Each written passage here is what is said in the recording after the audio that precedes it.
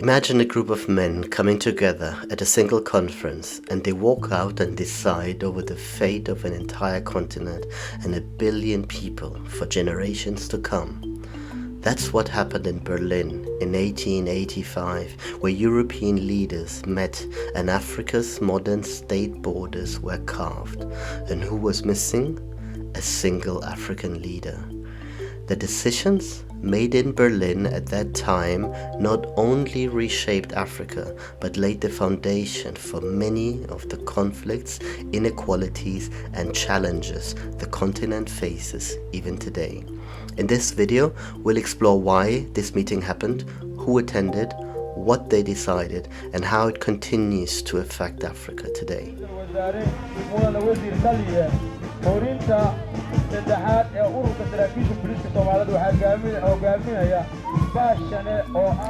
By the late 19th century, European powers were scrambling for control of Africa's resources and territories, often clashing over claims. This was the era of new imperialism, driven by industrialization and a hunger for raw materials.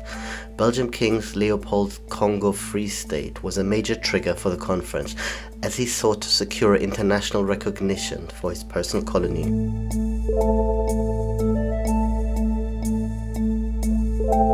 13 European countries and the United States attended, including Britain, France, Germany, and Belgium.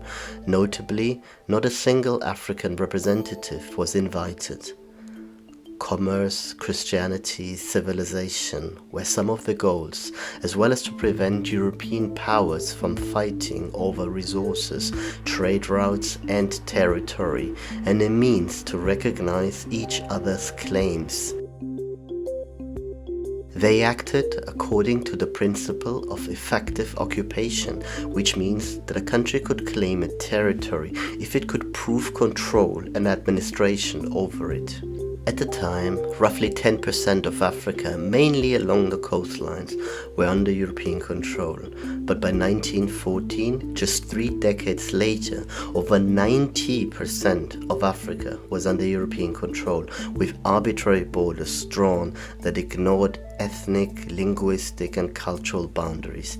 Even after independence in the mid-20th century, African nations retained these borders to avoid conflicts, leading to challenges of national unity and identity. These arbitrary borders not only created diverse nations, but also divided ethnic groups and communities. This has fueled civil wars, secessionist movements, and border disputes.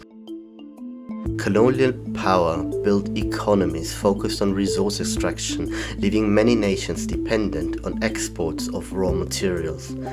Conflicts that have their roots in colonial borders and the forceful unity or separation of people happened across West and East Africa, from the Nigerian Civil War to the Rwandan genocide and conflicts in the wider Eastern DRC, as well as several ongoing disputes in the Horn of Africa. Despite the challenges, African nations have made significant strides in development and unity, but the scars of colonization remain. If you found this video insightful, like and subscribe for more deep dives into history and its impact on the world today.